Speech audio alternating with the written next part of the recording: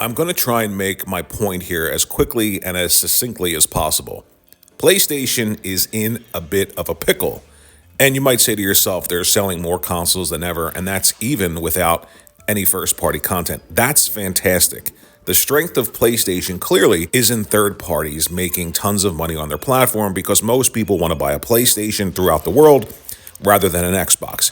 Great position to be in. The problem is they put themselves in this sort of boutique corner where if they're not spending, say, $400 million for a game that they're developing, people simply won't accept that as Sony quality. And I think that if they took a lesson from Nintendo and reined in their cost a bit and changed the idea of what Sony first party is, they'd be in a much stronger position going forward.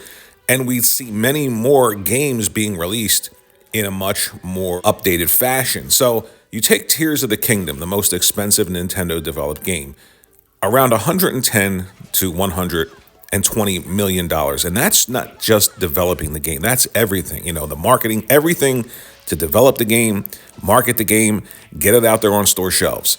$110 to $120 million. And you look at how many copies have sold and you look at what they've made, tons of money. So they're in a position where, obviously they're a different brand. They don't need to say, hey, we can maybe get another 500,000 to 1 million sales if we put these games on a PC. They don't even need to consider that when it comes to their cost versus their profit and their revenue. That's where Sony is running into problems because this idea that everybody wants an evolution in games. They want the best graphics, the best motion capture. Actors doing voiceovers getting paid hundreds and hundreds of thousands of dollars to do this. They want ray tracing.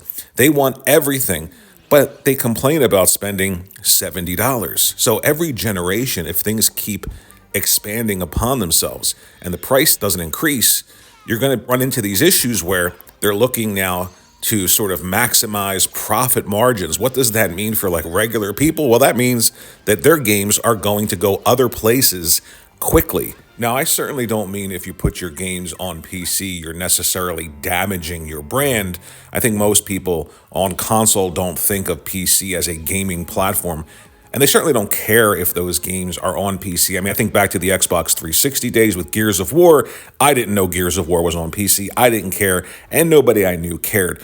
But the trick is to put yourself in a position where you don't necessarily need any other outside source other than yourself to keep yourself afloat. That's the trick that Nintendo managed to pull off.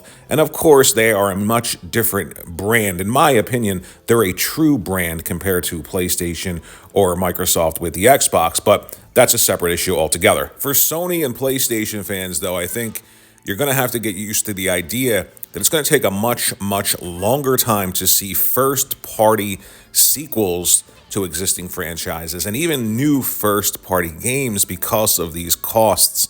And I think PlayStation right now, obviously they're in a position where they can take their time. People are buying PlayStations, and that's on the strength of third-party and obviously some first-party games. Stellar Blade is coming. If you fund a game and you publish it, it's first-party. I know people like to argue about that one. But then you've got Rise of the Ronin. So people are still purchasing PlayStations. That's the overwhelming choice when it comes to PlayStation or Xbox around the world. It's PlayStation, but I do feel like they put themselves in a much better position if they changed the nature of what it means to be Sony first party. Still compete internally, but compete when it comes to not only just the quality of these titles, but also gameplay innovation. Maybe take a cue from Nintendo again, PlayStation.